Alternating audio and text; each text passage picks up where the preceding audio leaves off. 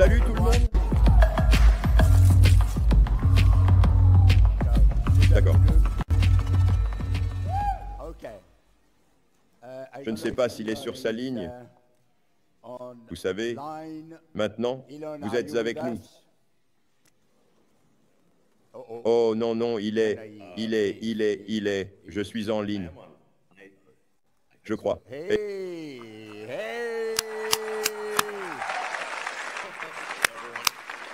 Tout le monde. Nous sommes dans la salle où vous étiez l'an dernier. Elle est encore plus pleine que l'an dernier. D'accord. Au fait, c'est la remise des diplômes de mon fils. C'est demain. Les gens vous attendent ici. Alors, pouvez-vous rayonner et être avec nous maintenant? Vous savez, la téléportation serait incroyablement utile. Je veux dire, dans la dernière semaine, je crois que j'ai fait assez de kilomètres pour faire le tour du monde. Peut-être 2 fois, littéralement. Et je m'excuse encore une fois de ne pas être cette personne. C'est juste que la remise des diplômes de mon fils est demain. Donc, je dois être là en personne.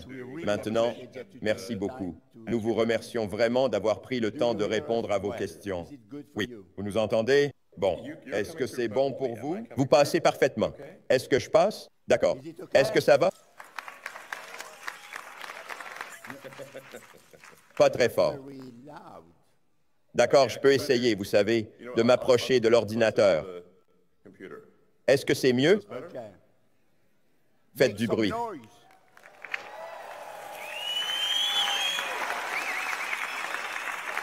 Génial. Donc, Elon, j'ai mis un titre basé sur un film de Woody Allen qui est « Tout ce que vous avez toujours voulu savoir sur Elon, mais que vous aviez peur de demander ».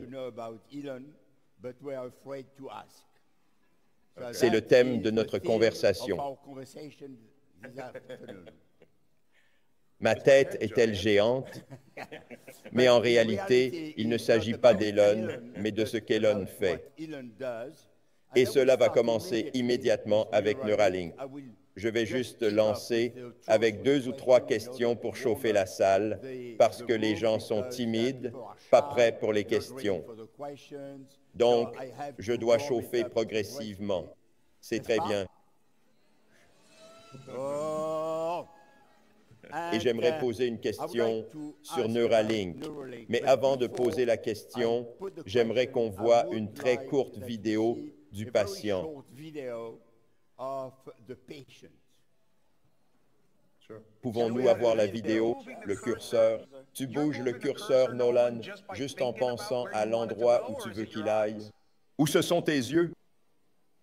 Non, c'est juste moi qui pense à l'endroit où je veux qu'il aille. Oh mec, donc, tu ne le traces même pas avec tes yeux. Tu le regardes juste. Non, je peux le bouger et je peux bouger le curseur autour de ce que je veux faire. Je n'ai pas besoin de le fixer du tout. Ouais, c'est tout moi, mec. Et tu peux jouer aux échecs, tu peux jouer aux jeux vidéo. Quelles autres applications as-tu trouvées utiles jusqu'à présent? Ouais, mec. Il y a tellement de choses. Je peux envoyer tous mes emails. J'ai fait tout mon emploi du temps. J'ai répondu à tout le monde. J'ai lu des livres. J'écoute des livres audio. Juste toutes sortes de trucs. Et ça ne demande pas vraiment beaucoup d'efforts non plus. Elon, tu dois te balader dans les données. Oui, je pense qu'on peut aider beaucoup de personnes avec des lésions cérébrales. Je veux dire, en fin de compte, avec un dispositif implantable, tu peux, je pense, traiter presque toutes les lésions cérébrales ou vertébrales. Donc, la première partie qu'on a là-bas, ça s'appelle la télépathie. Donc, ça te permet d'utiliser ton téléphone ou ton ordinateur juste en pensant. Donc, tu peux le faire, déplacer le curseur, littéralement les yeux fermés. Il lit les signaux du cortex moteur dans le cerveau. Le produit suivant, c'est la vue aveugle qui va permettre aux personnes qui ont perdu les 2 yeux ou qui n'ont aucune vue du tout de voir, et ça interfère directement avec les zones de traitement optique du cerveau. Je pense que c'est un progrès intéressant. En fin de compte, l'objectif de Neuralink est d'avoir une interface à large bande passante afin d'atténuer le risque de superintelligence numérique. Je ne dis pas que ça fonctionnera pour atténuer le risque. C'est juste, ça pourrait aider. Et c'est un peu ésotérique. Mais le facteur limitant, je pense, pour l'alignement de l'IA à long terme sera probablement la bande passante. À quelle vitesse pouvons-nous communiquer avec notre moi numérique tiers? Nous avons déjà une sorte de troisième couche numérique au-dessus du système limbique et du cortex, qui sont nos téléphones et nos ordinateurs et tous nos appareils électroniques. Mais le rythme de communication avec eux est très lent. La sortie soutenue de bits par seconde d'un humain est bien en dessous de 10 bits par seconde. Donc, si vous y pensez, surtout si vous dites sur une période de 24 heures, c'est moins de 5 bits par seconde. C'est donc très lent quand les ordinateurs peuvent communiquer à des billions de bits par seconde.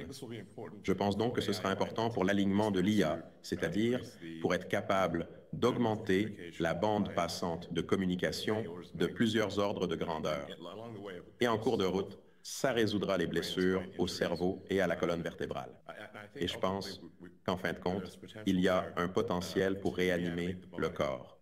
Donc, vous prenez les signaux du cortex moteur d'un lien neuronal, puis vous les envoyez à un autre lien neuronal qui se trouve juste au-delà de l'endroit où se trouve la moelle épinière sectionnée. Et vous dérivez essentiellement les signaux du cortex moteur et des deux signaux sensoriels. Et donc, vous devez atteindre le cortex somatosensoriel, le cortex moteur, et vous pouvez dévier les signaux. Et vous devriez être capable de permettre à quelqu'un de marcher à nouveau. Donc, je pense que ce sera assez profond et je suis convaincu qu'il est physiquement possible de le faire. C'est extraordinaire et très impressionnant. Et honnêtement, une salve d'applaudissements parce que cela fait vraiment du bien aux gens et à l'humanité. Et j'aimerais sauter immédiatement sur quelque chose que vous avez appelé XAI. Je ne sais pas si vous le savez, mais il me semble que ça vient d'une frustration parce que vous n'êtes pas content de la manière dont OpenAI fait les choses et que vous pensez qu'il y a mieux à faire.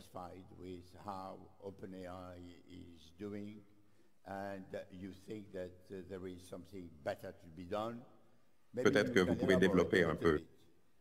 D'abord, pourquoi vous êtes frustré par OpenAI? C'est quoi les problèmes?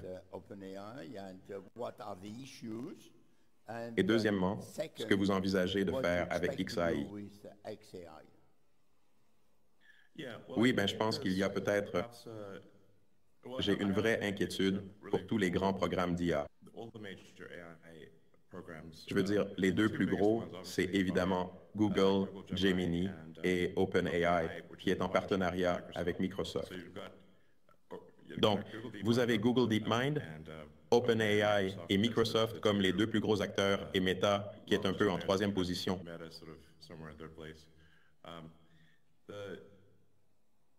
Mon inquiétude, c'est peut-être une petite inquiétude, mais je pense que c'est un très gros problème, c'est qu'ils ne cherchent pas la vérité avant tout.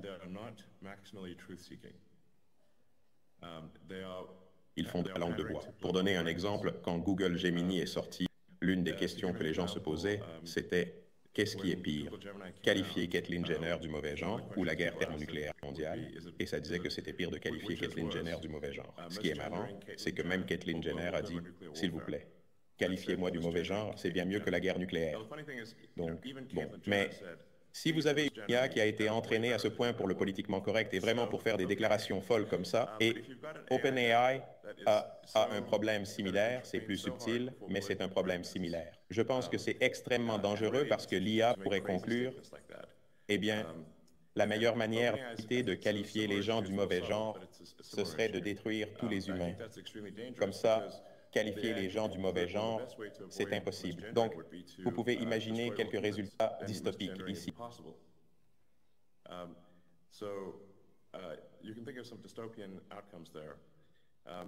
Donc, je pense que vous voulez vraiment être un maximum.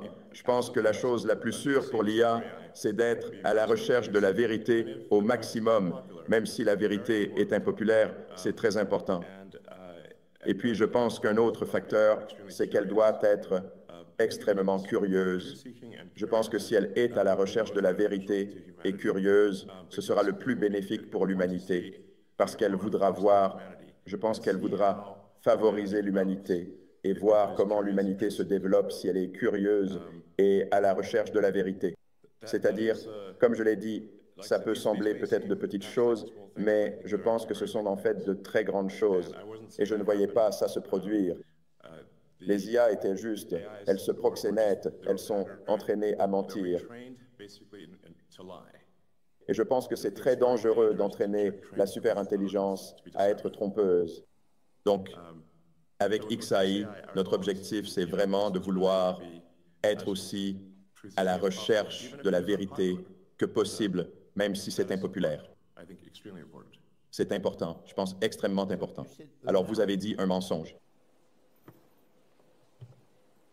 Oui. Eh bien, par exemple, quand on a demandé aux Gémeaux de rendre les pères fondateurs des États-Unis, ils l'ont rendu comme un groupe diversifié.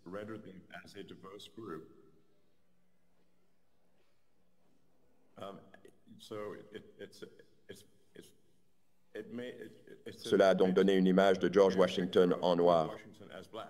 George Washington n'est pas noir. On lui a demandé de rendre un... Maintenant, les gens ont évidemment joué avec ça parce qu'ils ont dit, d'accord, c'est forcé de mentir. Alors ils ont dit, eh bien, maintenant, rendez une image des SS de Baffin pendant la Seconde Guerre mondiale. Et cela les a montrés comme un groupe de femmes diverses. Ce n'est donc évidemment pas correct. C'est un mensonge. D'accord, je comprends ce que vous voulez dire. Nous avons eu, avant cette réunion, une conversation avec Yoshua Bengio. Et vous connaissez très bien Yoshua. Et vous avez signé avec Yoshua une déclaration demandant une pause l'année dernière. Et évidemment, la déclaration n'a pas été suivie d'action. Vous posez-vous maintenant? Non, non. Alors, pouvez-vous expliquer un peu ce que vous voulez réaliser? Je m'attendais certainement à ce que la déclaration soit futile. Je pensais que la déclaration serait efficace. Je pense que nous devrions faire une pause. Mais est-ce que je pense qu'ils vont s'arrêter ne serait-ce qu'une seconde? Absolument pas. Donc, nous ne posons pas que vous avez décidé de créer votre propre IA. C'est soit être spectateur, soit participer.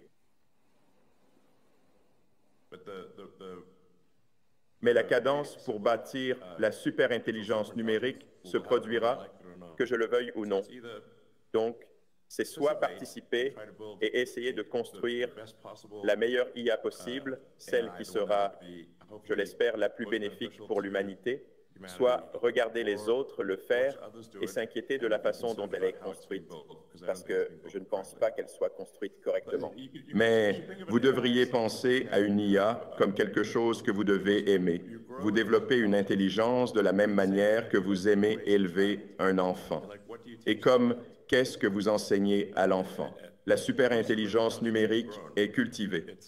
C'est important ce que vous faites, encourager et décourager ce que vous lui enseignez, c'est, vous savez, bien ou mal, ou vous savez, c'est en quelque sorte comme la bâtir avec des valeurs.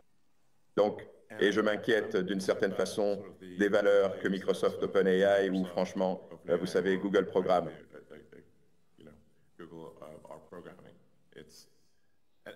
Et ce n'est pas un exemple que j'ai mentionné qui sont imaginaires. Ils sont en réalité ce qu'il a fait. Comme je ne veux pas frustrer le public, et j'ai promis que nous aurons une session interactive où les gens peuvent vous poser directement des questions. Je vais m'arrêter là sur mes propres questions et je reviendrai éventuellement s'ils n'ont aucune question.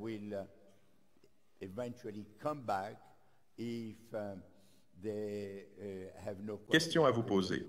Nous allons commencer par le groupe numéro 1. Je vous rappelle que vous avez 15 secondes et que si vous ne posez pas votre question dans 15 secondes, vous serez coupé. 15 seconds, and if you don't put your question in 15 seconds, you will be cut. So it Il est is donc important que vous important posiez that une brève you question. put a short question.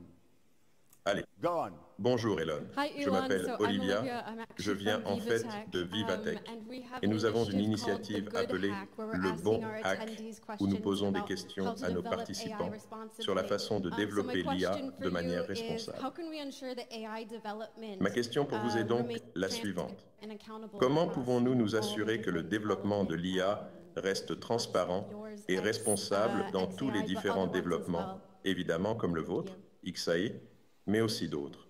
Merci. Eh bien, je dis depuis longtemps que je crois qu'une surveillance réglementaire des grands modèles est justifiée. En fait, je le dis depuis très longtemps. La nature de cette surveillance est importante. Je reviens à ce que je disais plus tôt, c'est-à-dire que je pense qu'il est très important que l'IA soit formée pour être honnête et non formée pour être politiquement correcte. Si le politiquement correct n'est souvent tout simplement pas vrai et que vous programmez l'ASU en conséquence, je pense que cela se retournera très mal contre vous. Donc, vous savez, je n'arrête pas de le répéter, mais c'est vraiment, comme dit le proverbe, l'honnêteté est la meilleure politique. C'est incroyablement important.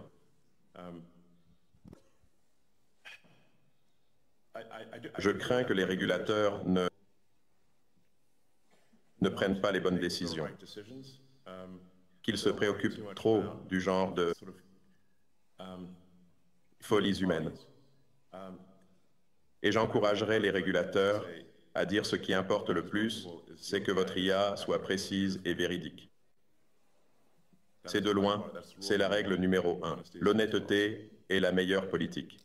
Vous avez exactement la même opinion que Joshua Banjo, mais il a une façon différente d'y arriver. Joshua Banjo, but he has a different way to get there. Groupe numéro 2. Salut Elon, je m'appelle Marina et nous ne connaissons tous qu'une partie de vous, Elon Musk en public. C'est un personnage que nous aimons, dans le bon sens du terme. Donc, est-ce le cas? Et si oui, comment vous assurez-vous que tout ce que vous dites correspond à ce personnage? Eh bien, vous savez, j'ai en quelque sorte arrêté. Je n'ai pas de bulletin d'information sur moi et je lis rarement des articles de presse à mon sujet. Même le bouquin de Walter Isaacson. J'ai demandé à Walter, devrais-je lire le livre? Et il a dit non. Alors je n'ai même pas lu le livre sur moi. Donc je ne sais pas vraiment quelle est la perception du public, si ce n'est que, vous savez, la nature des nouvelles, c'est d'être salace.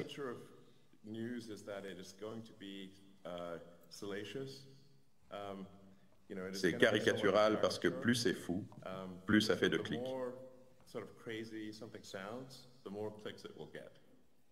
Alors quand on pense à un article sur un sujet qu'on connaît bien et qu'on voit à quel point il est inexact, eh bien, on constate en fait qu'il n'est pas très précis. Eh bien, c'est vrai pour tout. Il y a une quête désespérée de clics. Et plus le titre est fou, plus il fait de clics. Ceci n'est pas pour suggérer qu'il n'y a pas de choses vraies dites par les médias. C'est juste qu'il vaut mieux penser les médias comme une machine à maximiser les clics, pas comme une machine à maximiser la vérité. Alors, vous savez, je pense qu'il vaut mieux regarder les mots d'une personne elle-même plutôt que ce qui est écrit sur cette personne. Numéro 3. Sur ce, c'est le moment de poser une question aux médias. Elon Musk, c'est Karen Shaw de CNBC. Je pense qu'il est juste de dire qu'il y a des doutes persistant sur votre engagement à mettre un véhicule électrique abordable sur le marché dans un paysage où des entreprises comme BYD peuvent produire une voiture pour environ 10 000 $. Les droits de douane à 100% de l'administration Biden sont-ils le feu vert dont vous avez besoin pour aller de l'avant avec ce véhicule électrique abordable? Et si oui, quel est le calendrier de livraison? Eh bien, je veux dire,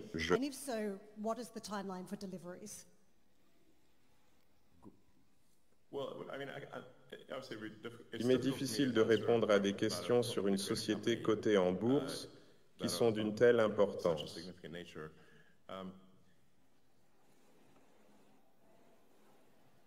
Ah, La ligne. the line.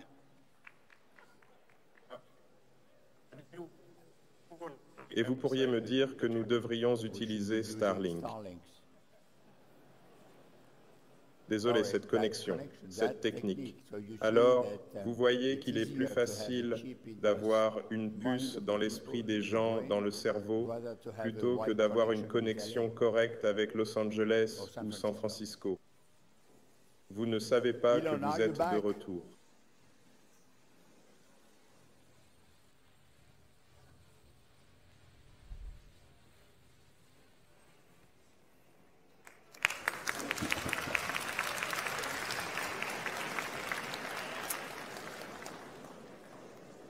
Je voulais faire des claquettes, mais je suis vraiment mauvais, donc je ne le ferai pas.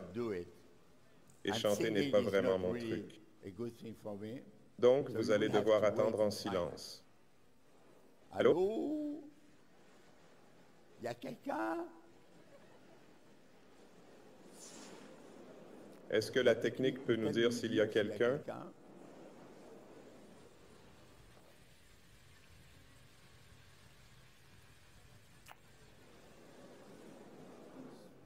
Panther, tu es en retard. Peux-tu nous dire si la connexion est?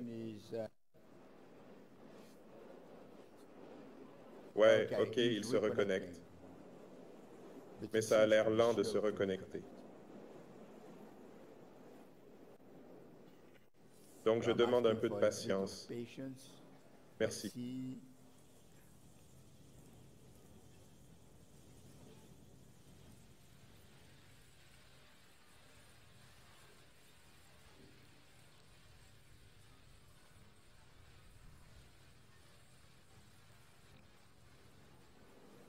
Karen, c'est peut-être parce que c'était une question de journaliste qu'il a décidé de te couper.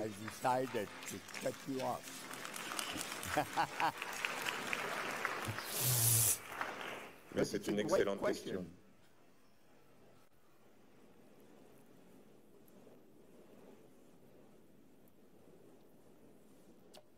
Je suis désolé. Comme on dit en France, la difficulté pour faire le piratage, c'est comme ça que ça se passe.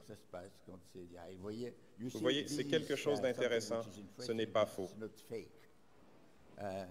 Donc, ce n'est pas l'intelligence artificielle qui triche. C'est Elon Musk qui doit apprendre à utiliser un ordinateur.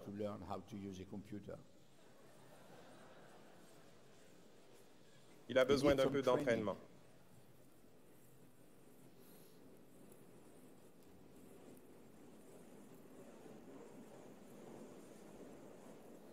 Peut-être qu'il n'a pas payé la facture.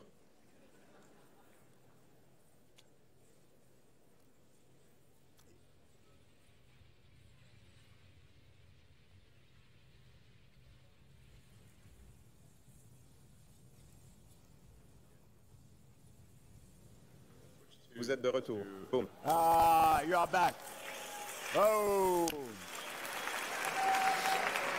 Au revoir les gars. La Next prochaine time we fois, will nous use, utiliserons Starlink. Starlinks. Oui, So, alors Karen. Karen, ce n'était pas Starlink, mes excuses. Donc, je ne sais pas pourquoi cette connexion est mauvaise. C'est pourtant clair comme de l'eau de roche. Voyons voir, je pense qu'il y a une question sur... You Vous want voulez que Karen Karen to pose à put the nouveau la question again? question? Karen. Karen, j'ai entendu la question. Ok. D'accord.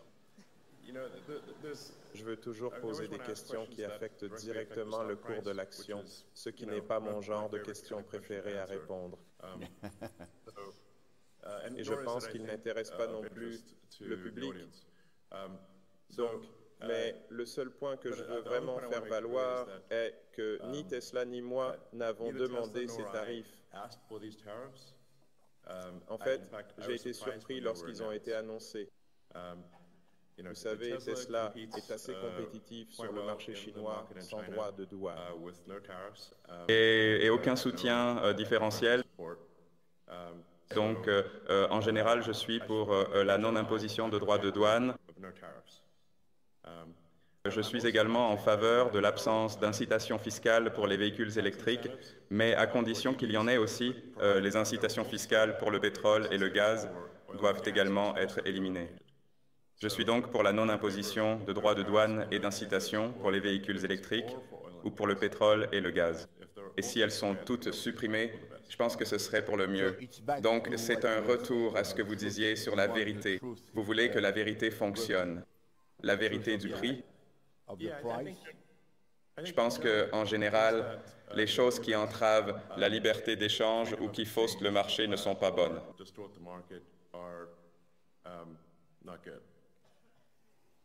Elles sont mauvaises. Numéro 4. Salut Lon, merci d'être là. Donc, je me demandais si vous aviez une machine à voyager dans le temps et si vous pouviez retourner dans le passé et parler au jeune Elon, à quel âge iriez-vous et que lui diriez-vous? Et aussi, puis-je faire un tour sur le nouveau Tesla Roadster quand il sortira? Quel âge?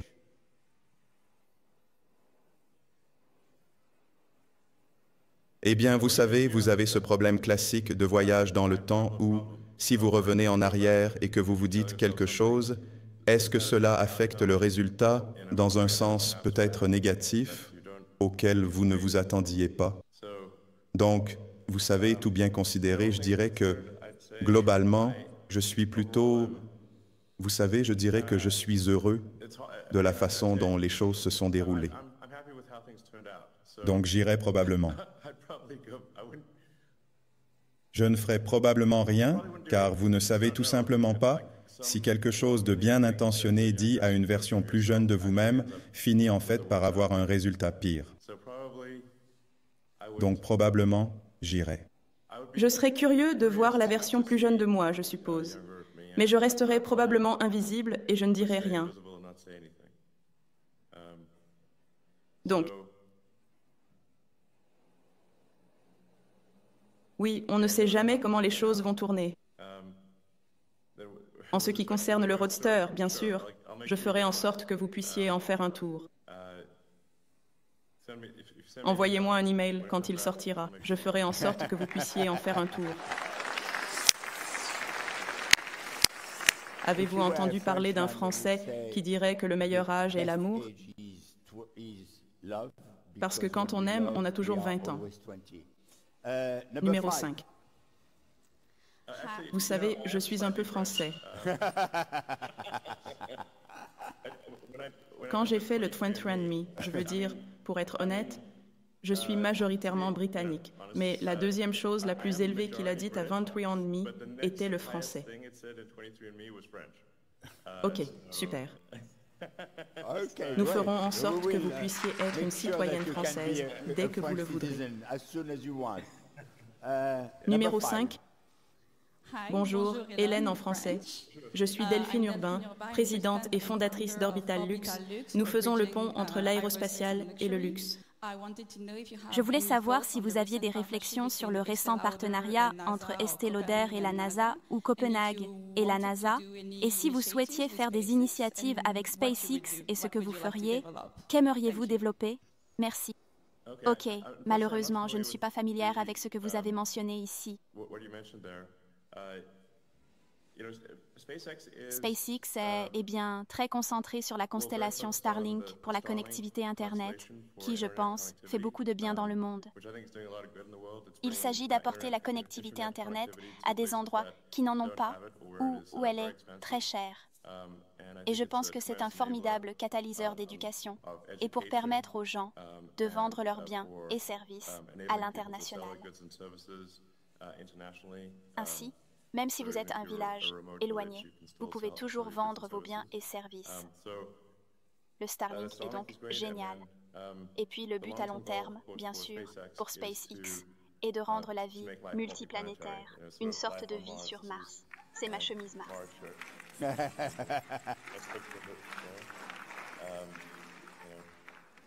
C'est donc une. Vous savez, c'est encore une fois un argument ésotérique, peut-être ou peut sembler l'être, mais le but est que SpaceX passe fermement le grand filtre de la planète unique. Alors, Les gens me demandent souvent, qu'est-ce que je pense? Y a-t-il des extraterrestres sur Terre? On me pose souvent cette question en fait, et je n'ai vu aucune preuve d'extraterrestre. Et je vous montre si j'ai vu des preuves d'extraterrestres. J'aurais immédiatement posté sur la Xbox que vous pouvez en être sûr, alors mais il est inquiétant qu'il n'y ait pas d'extraterrestres. Parce que cela signifie que nous sommes peut-être seuls dans cette galaxie. Peut-être. Nous sommes les seuls. Peut-être que c'est juste nous. Peut-être que c'est juste que nous sommes le seul être conscient, du moins dans la galaxie, auquel cas est extrêmement fragile.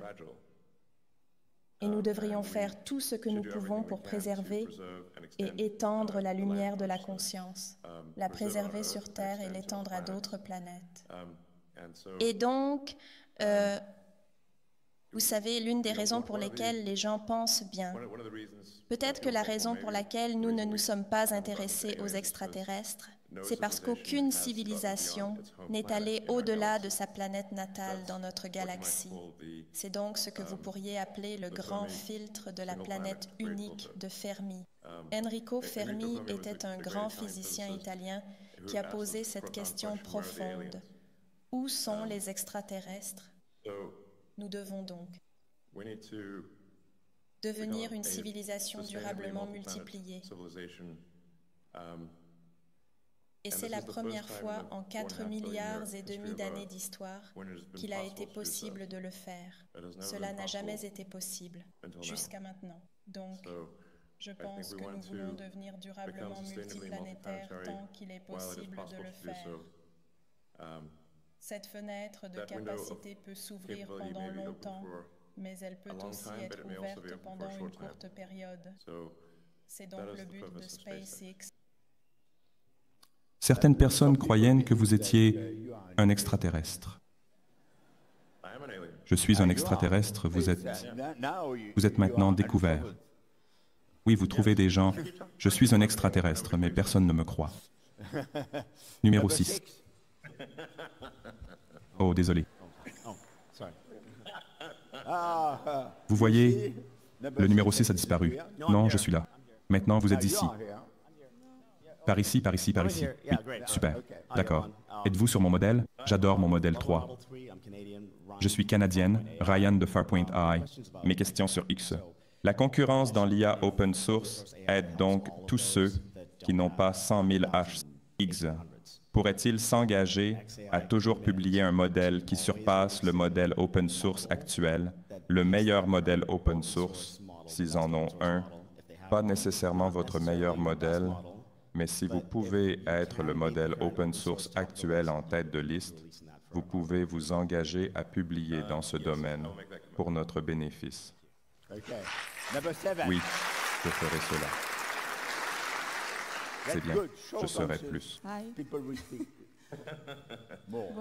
Bonjour Hélène, je m'appelle Katia et je suis une des startups et de l'Église que nous connectons les gens aux gens pour la recharge des véhicules électriques, car ils ressentent toujours un manque de stations de recharge autour de la seconde européenne que vous avez. Oui, et ma question porte sur vos programmes concernant la structure de recharge des véhicules électriques en France pour les 5 prochaines années. Eh bien, en fait, je pense qu'il y a beaucoup d'infrastructures de recharge. Vous pouvez certainement voyager n'importe où en Europe sur une Tesla en utilisant les superchargeurs Tesla. Et vous avez en fait beaucoup de très bons superchargeurs tiers et vous pouvez voyager n'importe où en Amérique du Nord, n'importe où en Chine, au Japon. Donc je pense qu'en fait, la liberté de voyager avec la recharge à grande vitesse est la même que celle de la plupart des régions du monde et nous le serons partout.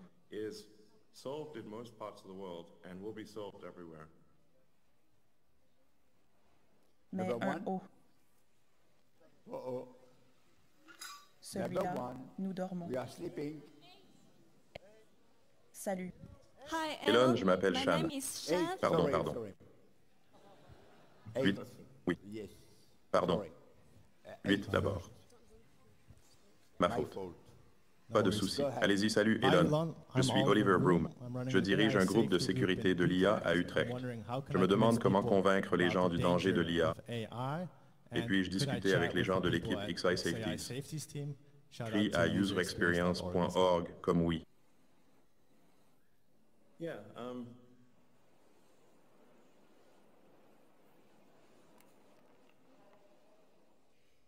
Je veux dire, je pense qu'il y a un certain danger associé à la superintelligence numérique. Comme je l'ai dit plus tôt, je pense que le plus gros problème est qu'il faut la former pour être rigoureusement véridique et la former pour être curieuse. Et j'ai beaucoup réfléchi à la sécurité de l'IA pendant longtemps. Et l'un des défis que vous rencontrez avec la programmation d'une moralité explicite dans l'IA est que si vous, parfois, les gens appellent ça le problème de Waluigi. Si vous programmez Luigi, vous pouvez automatiquement inverser cela et créer Waluigi, le mauvais Luigi. Donc, ce que vous ne pouvez pas inverser, c'est la vérité de la réalité physique. Donc, vous ne pouvez pas inverser les règles de la physique. Vous ne pouvez pas inverser la logique. Et donc, je pense que c'est la meilleure façon de procéder. Donc, vraiment, je pense que ce dont les régulateurs devraient se préoccuper, c'est l'IA est-elle rigoureusement véridique? Donne-t-elle une réponse qui est très probablement correcte avec une erreur reconnue?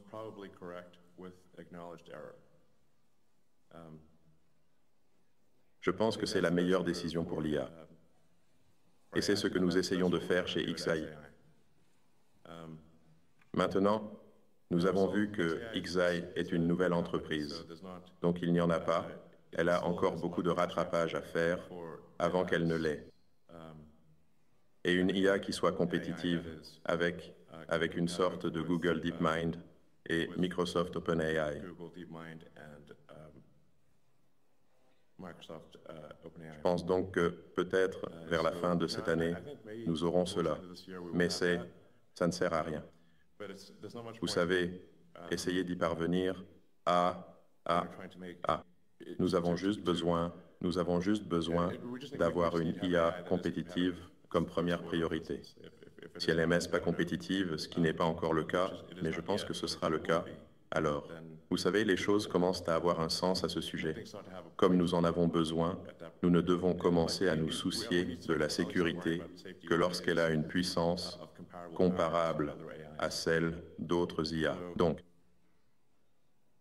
quoi qu'il en soit, et je n'arrête pas de rabâcher ce point de la vérité. Vérité, vérité, vérité, vérité. C'est très important. Et parfois, les gens demandent, y a-t-il une vérité objective?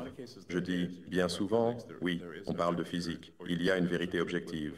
Ou, on peut plutôt dire qu'il y a une vérité avec la plus grande probabilité. On peut donc dire ce qui est probablement vrai avec une erreur admise. En physique, on dirait par exemple que cette hypothèse semble être vraie avec une marge d'erreur de 5 sigma. C'est comme dire, si les résultats expérimentaux sont vérifiés à 5 sigma, alors c'est probablement correct. 5 sigma, c'est beaucoup. Donc, oui, en fin de compte, c'est un peu l'approche d'un physicien à la sécurité.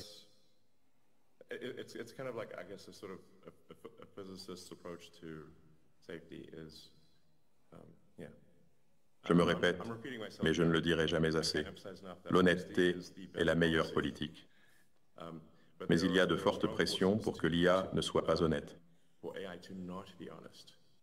Si quelque chose n'est pas démodé à dire, alors ce sera politiquement correct. Et c'est mentir.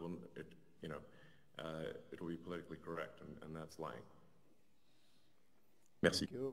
Premièrement, je suis désolé de... Bonjour, je m'appelle Shan. Je suis étudiant à l'Université de Belfast. Nous avons constaté qu'un grand nombre de métiers sont remplacés par l'IA. Craignez-vous que votre emploi soit remplacé par l'IA? Sinon, pourquoi? Si votre emploi était remplacé par l'IA, que feriez-vous?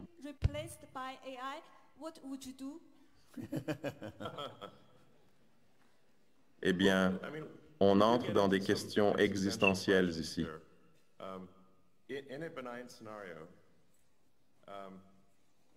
Dans un scénario bénin, probablement aucun d'entre nous n'aura de travail. Il y en aura, mais dans ce scénario, il y aura un revenu élevé universel. Pas un revenu de base universel, un revenu élevé universel. Il n'y aura pas de pénurie de biens ou de services. Et je pense que le scénario bénin est le plus probable, probablement 80% probable, si vous me demandez mon avis. La question ne sera pas celle du manque de biens ou de services. Tout le monde aura accès à autant de biens et de services qu'il le souhaite. La question sera vraiment une question de sens. Si l'ordinateur peut le faire et que les robots peuvent tout faire mieux que vous, alors quoi? Votre vie a-t-elle un sens?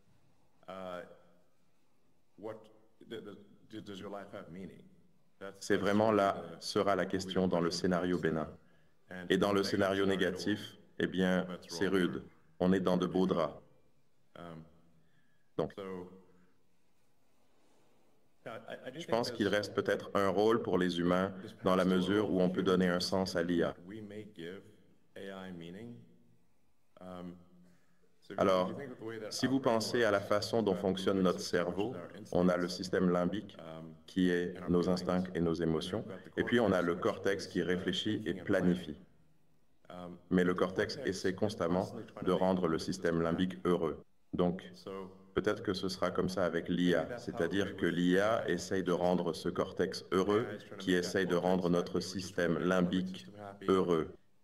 Et peut-être qu'on est ce qui donne un sens ou un but à l'IA, vous voyez, une sorte de... Oui, donc. Mais je pense que c'est à long terme dans un scénario bénin.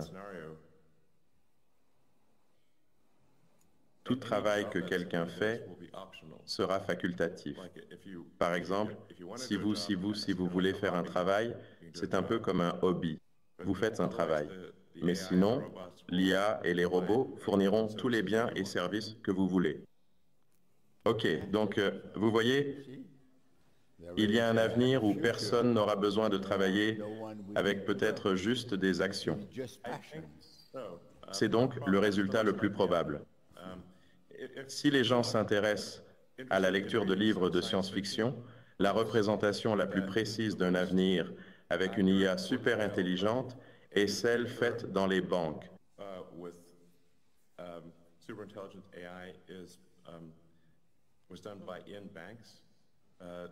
Le culturel de livres dans les banques.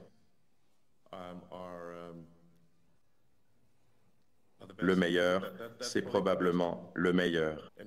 Imaginez de l'avenir de l'IA. Numéro 2. Bonjour, monsieur Musk. Donc tout d'abord, félicitations pour la remise des diplômes de votre enfant. Et ma question est la suivante.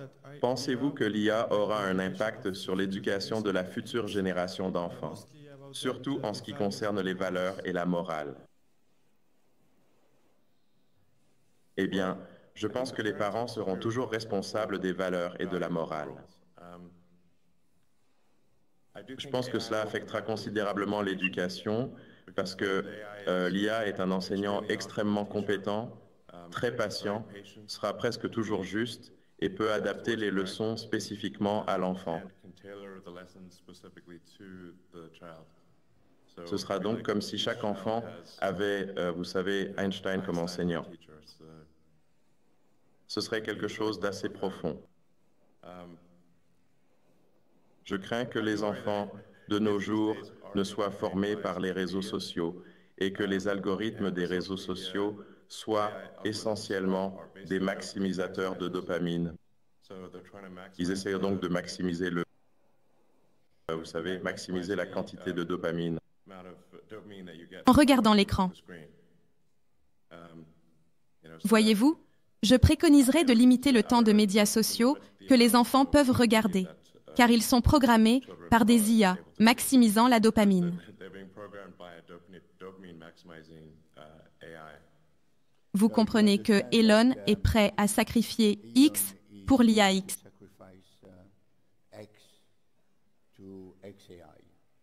Troisième question. Salut Elon, Priya Srivastava de Business Insider.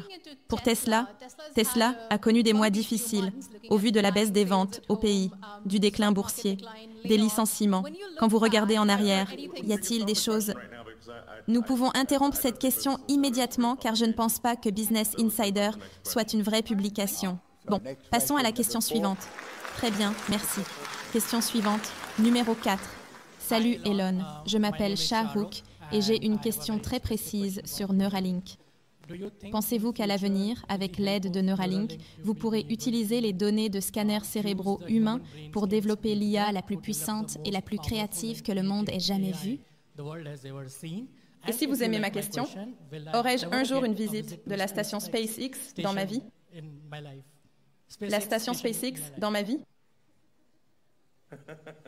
J'en vois 42 en arrière-plan. La réponse à la vie, à l'univers et à tout. En fait, ce qui me rappelle qu'un autre livre qui vaut la peine d'être lu est Le Guide du voyageur galactique de Douglas Adams. C'est un livre de philosophie qui est en quelque sorte déguisé en livre d'humour ou qui se présente comme de l'humour. Donc, le Guide du voyageur galactique, je trouve que c'est une sacrée inspiration.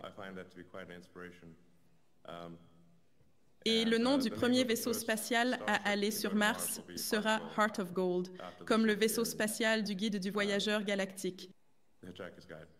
Donc, l'objectif de SpaceX est de permettre à tous ceux qui veulent aller sur Mars, qui veulent aller sur la Lune, de pouvoir y aller, afin que ça soit abordable pour un très grand pourcentage de personnes sur Terre.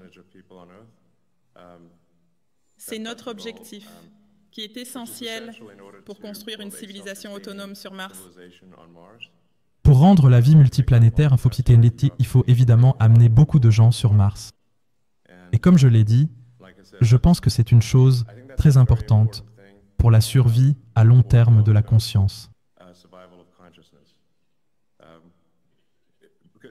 Parce qu'éventuellement quelque chose arrivera sur Terre qui éliminera la vie telle que nous la connaissons, comme c'est arrivé avec les dinosaures, et c'est arrivé de nombreuses fois dans les archives fossiles. Donc, vous savez, espérons que ce n'est pas pour bientôt, mais ce sera le cas un jour. Il y aura une sorte de cataclysme naturel qui éliminera la vie telle que nous la connaissons sur Terre, même si nous ne l'éliminons pas nous-mêmes. Donc, je pense qu'il est très important de rendre la vie multiplanétaire pendant que nous le pouvons. Et cela signifie qu'il faut rendre aussi accessible que possible le fait de déménager sur Mars, ainsi que sur la Lune. Donc avant d'aller sur Mars, nous allons encore prendre quelques questions parce qu'on arrive à la fin, numéro 6. Bonjour. Merci. 5, pardon. Bonjour Hélène. Je ne parle pas très bien anglais, donc Delphine va traduire pour moi. Salut, donc c'est encore moi. Je parle pour Elodie. Elle est coach et elle voudrait savoir si vous seriez prêt à exploiter votre propre intelligence, car elle a créé une technique de coaching entre neurosciences et physique quantique. Et elle propose de le faire très vite et en toute confidentialité. C'est ce qu'il fait. D'accord. Ça a l'air intéressant. Merci. D'accord. Désolé. Désolé, allez-y. D'accord, mais passons donc au numéro 6. Oui, salut, je m'appelle Mara, PDG et fondatrice d'Unlock. Ma question porte sur le développement technologique africain. La dernière fois, j'ai eu une excellente conversation avec quelqu'un que vous connaissez peut-être, Karim Beguir, qui avait été nominé par le magazine Times comme influenceur du mot IA. Et en parlant de l'Afrique et du potentiel croissant de ce continent en matière de technologie. Quelles initiatives, collaborations ou contributions envisagez-vous? C'est difficile à dire.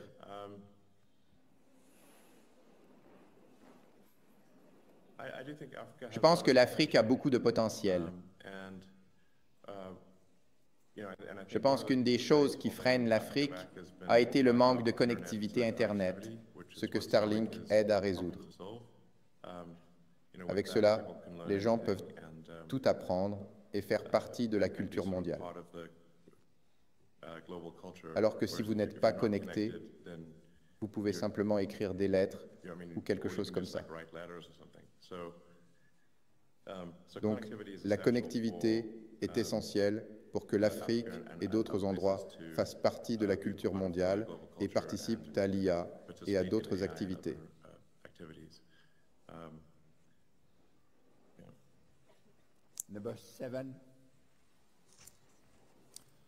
Bonjour, je m'appelle Louis Nicolas et je construis une IA super authentique et précise pour aider les entrepreneurs à développer et à gérer leur entreprise. Mais je suis super enthousiaste à l'idée de voyager et d'aventure. Et je veux vous demander, quand allons-nous sur Mars?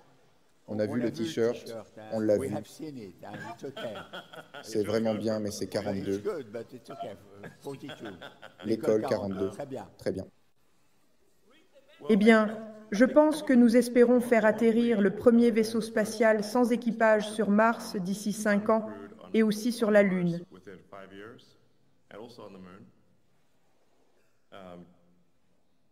Et je pense que nous aurons les premières personnes sur la Lune, tant la Lune que les premières personnes sur la Lune, probablement d'ici 5 ans, puis les premières personnes sur Mars, probablement d'ici 10 ans.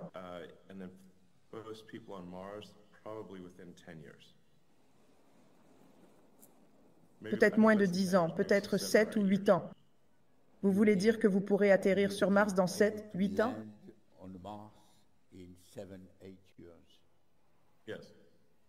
Avec des gens? Oui. Wow.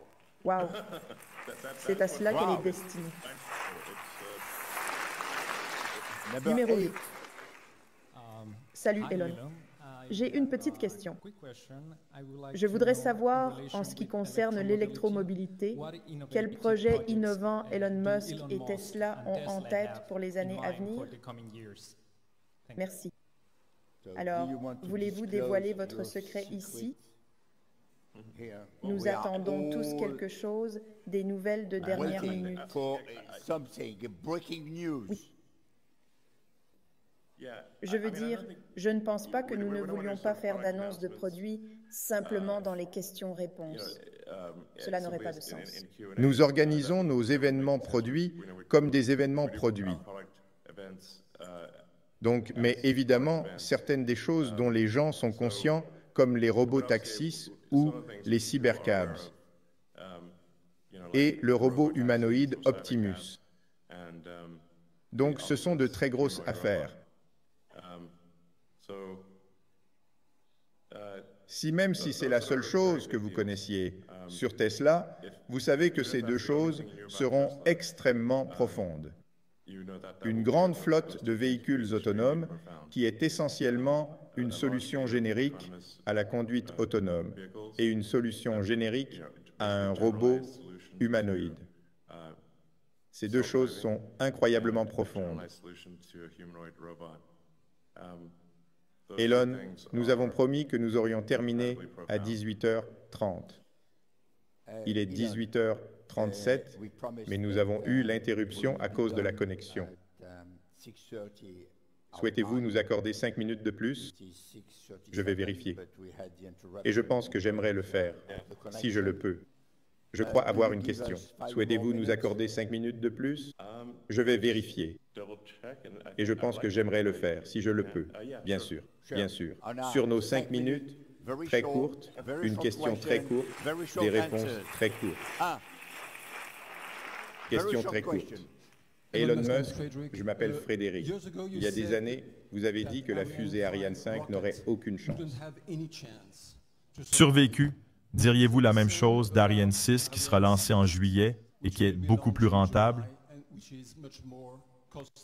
Merci. Toute fusée qui n'est pas au moins majoritairement réutilisable n'a aucune chance d'être compétitive.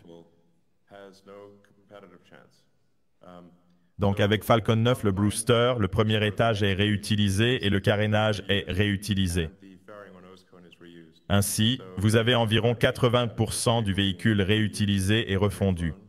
Il n'est tout simplement pas possible pour un véhicule extensible de rivaliser avec un véhicule réutilisable. Et je veux dire, à quoi peut-on penser dans n'importe quelle autre arène? C'était des voitures, des avions ou des bateaux.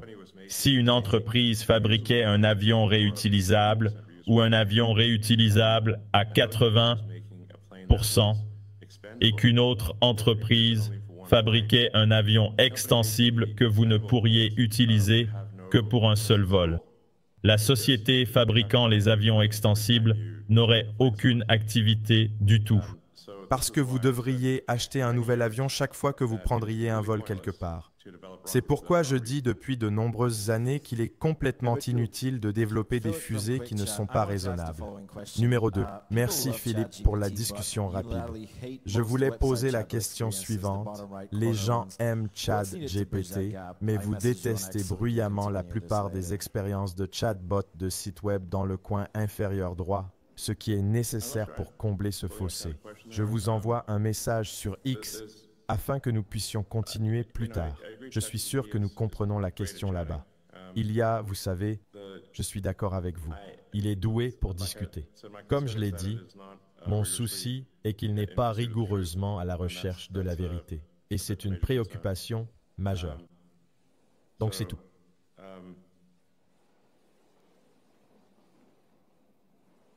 Donc, le rock poursuivra rock à partir de 11, essaiera au moins de son mieux d'être rigoureusement dans la vérité.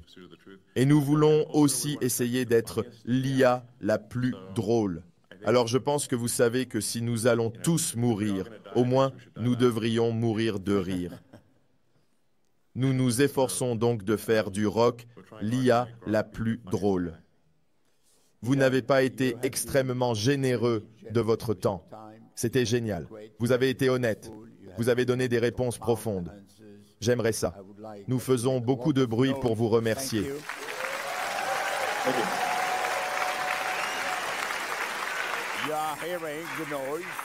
Cela signifie que l'année prochaine, vous devez être en personne.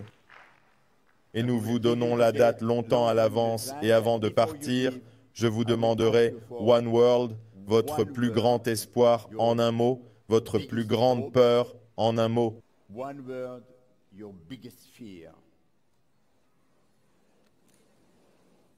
Peu importe le mot, je suppose que mon plus grand espoir en un mot, ce serait Mars. Ce sera Mars qui fera en sorte que nous, cette conscience, survivrons longtemps. Mars would ensure that that consciousness survives for a long time. Ma plus grande peur en un mot. L'IA. Quelle est cette surprise? What a surprise. Oui, exactement. D'accord. Peter devine les deux, je pense. D'accord. Alors, merci beaucoup à tous les 800. Vous avez été formidables comme toujours. Une question maintenant? Très bien. Merci. D'accord, donc, merci. Et l'année prochaine à Paris, avant que vous ne partiez, je voudrais vous remercier tous de vous dire que demain, nous serons plus nombreux pour diverses raisons. Plus de choses à voir, à regarder, à discuter. Et pour les personnes qui ont fait confiance au financement, sachez que BPI organise désormais un événement spécial à la première étape. Donc bon, BPI France organise un événement très particulier. Première étape, vous pouvez toujours vous joindre. Merci, bonsoir.